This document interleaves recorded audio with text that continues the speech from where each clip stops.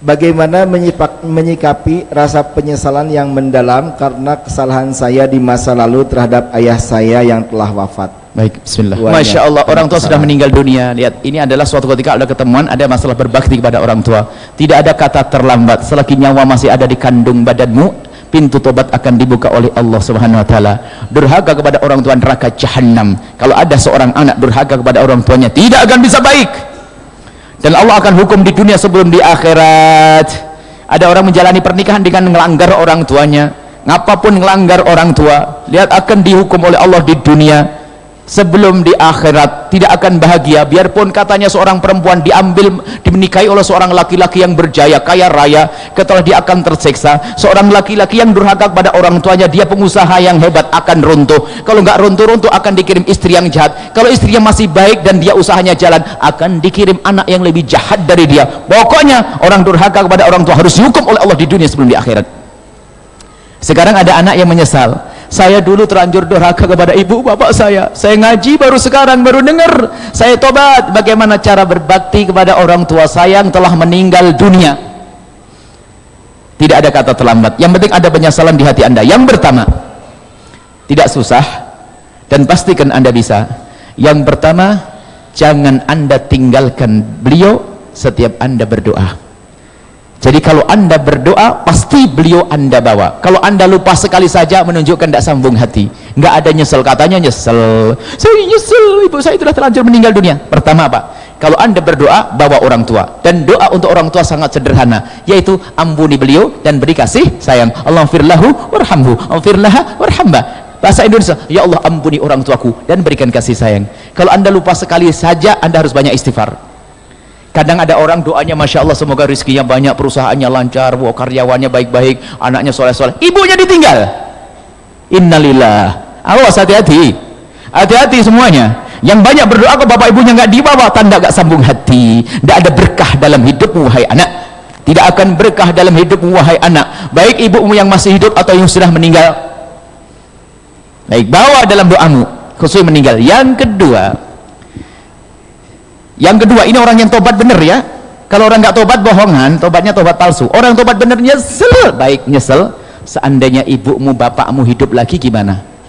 Kalau kamu punya gaji 1 juta, kamu tobat nyesel, dulu pernah mukul ibu, pernah kasar sama ibu, kemudian bapak ibu hidup lagi, kamu kasih berapa dari gaji 1 juta? 100 ribu boleh? Boleh? Bener tobat loh ya? Boleh? 200? Baik, anggap, tapi bapakmu nggak hidup lagi, bapakmu tidak hidup lagi, ibu hidup, tapi maka dari itu potong dari gajimu karena Allah untuk orang tuamu, berikan ke pesantren, madrasah, pondok, masjid. Pastikan, motong aja ragu-ragu, nggak nyambung, katanya tobat, bohong. Kalau tobat akan nyesal bener. Potong rizkimu, pastikan. Setiap saya punya proyek, ini saya punya proyek 1 miliar. Ibuku, aduh, tidak pernah merasakan nikmat. Yang nyolahkan aku adalah ibu. Saya tidak sempat bakti pada ibu. Separuh dari 1 miliar buat ibuku sama abahku, buat pesantren, buat masjid. Katanya mau bangun masjid. Mana? Betul, mau bangun masjid. Lumayan. Bangun masjid. Kita juga ada program pondok pesantren Al-Bahjah. Banyak, kalau banyakkan duit, ada program nanti untuk orang tua deh. Niati, ya saya punya penghasilan 1 tahun ini 4 miliar, 2 miliar untuk bangun masjid, 1 miliar untuk Al-Bahjah, 1 miliar untuk orang tua. Masih mau pelit dengan orang tua? Pelit? Ragu, pelit enggak? Yakin? Enggak pelit sama orang tua? Orang tuamu enggak bangun lagi. Tapi ketahuilah bahwa apa yang anda dapat, potong, jangan ragu-ragu. Kalau anda punya bakti pada orang tua, ya, tapi yang dipikirkan adalah biasanya lain, anaknya,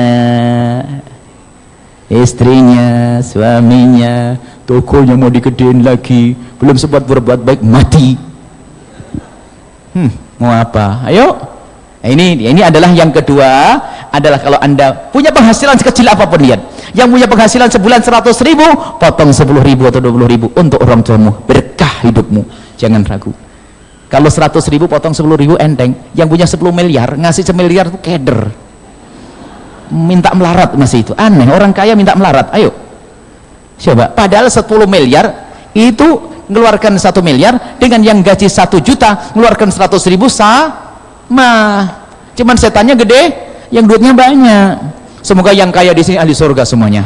Amin. Yang melarat diberi kemudahan urusan rezekinya. Amin. Yang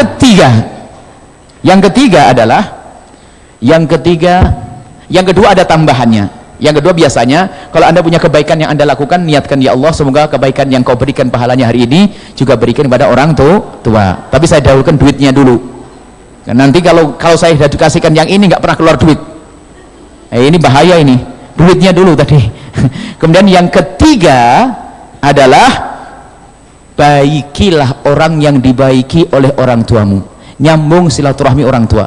Sabda Nabi, min abarril birri silatuti abihi. Termasuk bakti yang sangat bakti menyambung silaturahmi dengan yang disambung bapaknya dulu. Kalau bapak kita dulu pernah ngasih hadiah ke orang sana, kita lanjutkan. Ibu sana lanjutkan. Termasuk orang yang dibaiki oleh orang tua kita adalah anak-anak orang tua kita. Siapa mereka? Anaknya orang tua nggak paham itu gimana itu? Orang Bandung nggak ngerti ya tuh. Anaknya orang tua kita tuh siapa? Adik kah? Makanya kalau ada orang berebut waris, itulah ahli neraka berjalan di atas bumi. Kalau ada orang merebut waris saudaranya, lihat, biarpun katanya umroh setiap bulan, haji setiap tahun, dia adalah ke neraka lewat Mekah. Hati-hati, karena orang yang mengambil waris orang tuanya melakukan 3 dosa besar sekaligus. Yang pertama mengambil hak saudaranya, yang kedua adalah memutus tali persaudaraan, yang ketiga menyakiti bapak ibunya, durhaka, neraka. Hati-hati, yang punya urusan dengan keluarga, urusan waris selesaian. Kalau terpaksa di dalam rumah tanggamu harus ada rebutan waris, biarkan dirimu yang direbut, asalkan jangan yang merebut. Naudzubillah, ini neraka gede. Cuman hati-hati, setan gede. Biasanya yang paling jahat berebut waris ada yang paling soleh katanya, yang paling alim, yang paling ngaji, yang paling setannya gede. Jadi yang gede urusan waris bukan hartanya, tapi yang gede adalah setannya. Bukan saja orang kaya yang berebut waris, orang melarat rebutan tikar sama jam mati, sama meja sudah kakinya patah. Rebutan itu karena yang gede adalah setannya. Bahkan yang rebutan waris bukan saja orang bodoh, seorang kiai punya anak ustadz muda rebutan kantin pondok, karena yang gede adalah setannya. Hati-hati, semoga Allah mengampuni kita semuanya. Cukup insyaallah.